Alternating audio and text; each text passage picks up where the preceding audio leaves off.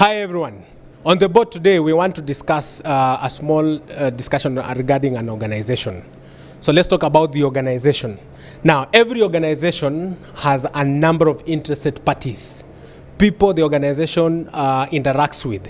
And they range from contractors, suppliers, customers, competition, employees, they have an interest in the organization. The community, with the ones who are working in, they have an interest in the organization. Shareholders, they also are here for business. And the government, we are talking about the statutory and the regulatory requirements. Now, there's one thing that is very interesting about all these interesting parties. One, that each one of them presents issues. Now, as an organization, then it becomes important that you learn the art of addressing those issues. For example, when you talk about contractors, they will have contracts which will define some certain interests and issues that you as an organization need to handle. Talk about employees. They have interested or have certain issues that they will expect as an organization to address. Talk about the government. There's a certain regulatory framework that will require you to address that as an organization. So they will present issues and or needs or some certain expectations that they expect you to address as while they address in the course of the business. Now, therefore, as an organization, it becomes necessary that you define the right processes. What are the right activities to address the issues, the needs and the expectations of this interested party for the organization? Now, those processes must be very well clearly defined end to end so that you are very clear who does what and what are the expected output into the other process so that ultimately we are in a position as an organization to address the issues and expectations of the interested parties. But the most important thing is that you need to recognize that this can only come through right leadership. The right leadership. Without right leadership, and then it becomes even a challenge to identify the issues, the expectations, and or the right processes that needs to be articulated.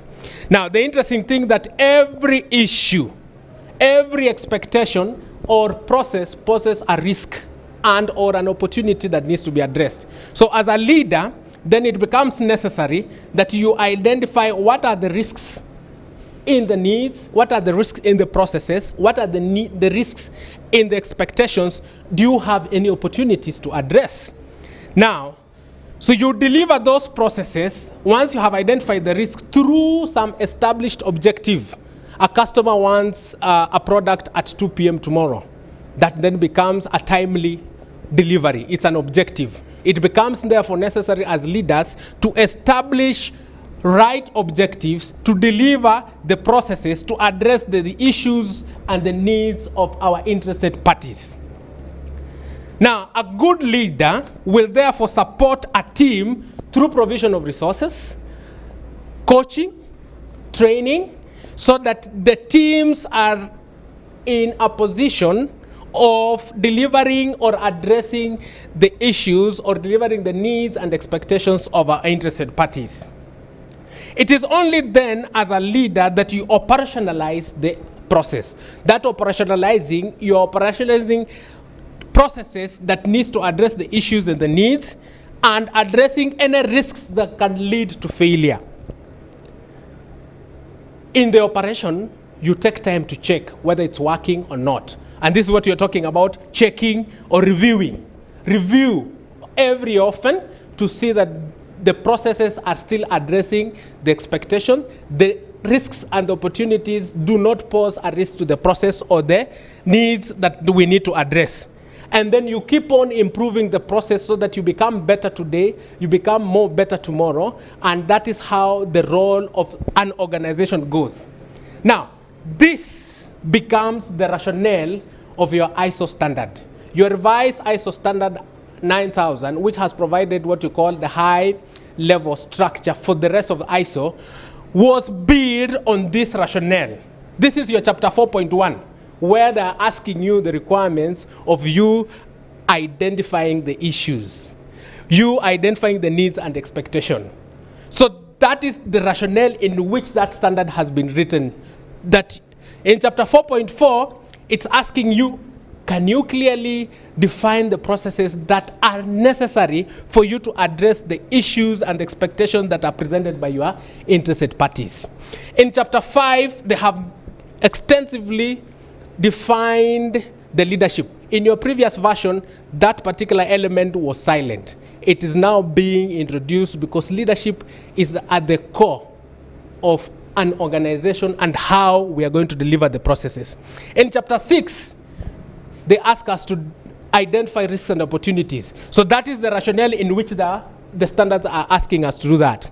Chapter 7 is about support, provision of resources, work environment, competency of our teams, awareness of some certain issues that the team needs to understand.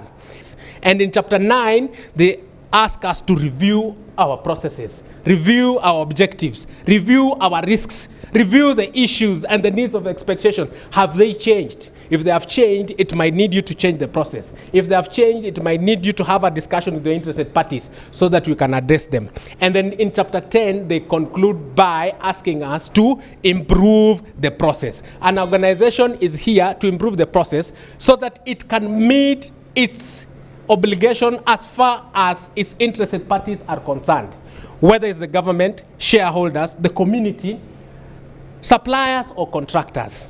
And this is why we are coming to you today, because it is one area that many people are struggling when they hear ISO 9000. What does it talk about?